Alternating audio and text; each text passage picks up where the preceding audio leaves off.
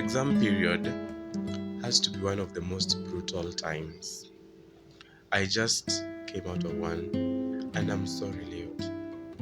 Not because the exam was hard, but it's what the exam represents for many of us, because it attempts to define your worth, and that pressure, it got me. My mind panicked to protect me.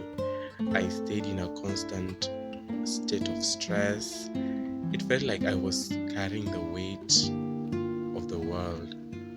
Every emotion I had ignored, sadness, disappointment, frustration, it came rushing in. I even got a little sick. The body keeps a score. At my lowest, I remember I reached for my journal. It was a soft release, going through writing my thoughts, letting the emotions flow, letting the tears flow, holding space for my sadness, for my doubt, holding space for my everything. And in the end, I felt lighter. I probably didn't fix everything, but it was a soft release. I felt lighter. And in that moment, I realized that I was actually practicing the things that I teach other people to do, or the things that I hope other people will do. And they work. It works, guys. It works. And it felt like all of these things would not end.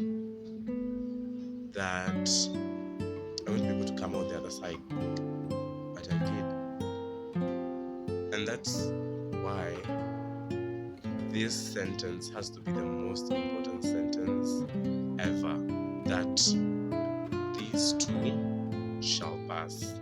I also remember my self-trust, the trust that I have in myself, was beginning to dwindle and become small.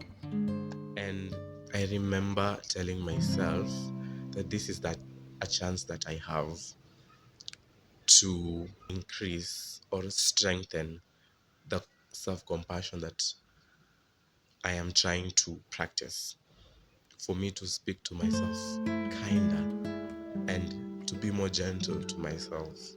I may not have risen fully to the challenge, but I did do something. I remember writing in my notes app that today self-doubt is at its highest, and this is an opportunity for me to practice, self-compassion, to practice self-kindness. It felt so enriching. It felt so peaceful.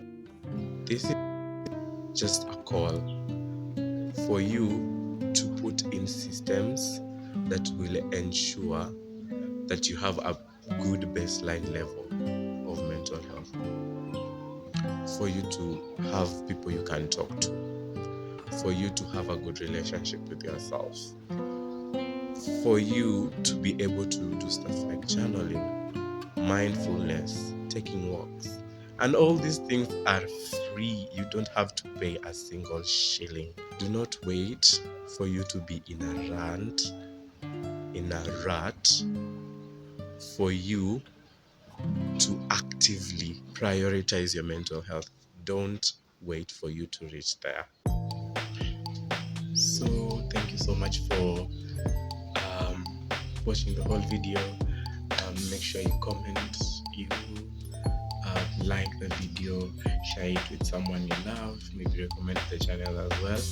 And this video, to be specific, is a part of a new series that I'm starting called the Mini Easter series, whereby I just make videos about how I show up for myself, how I show love to myself, kindness to myself as I am going through life and as I'm going through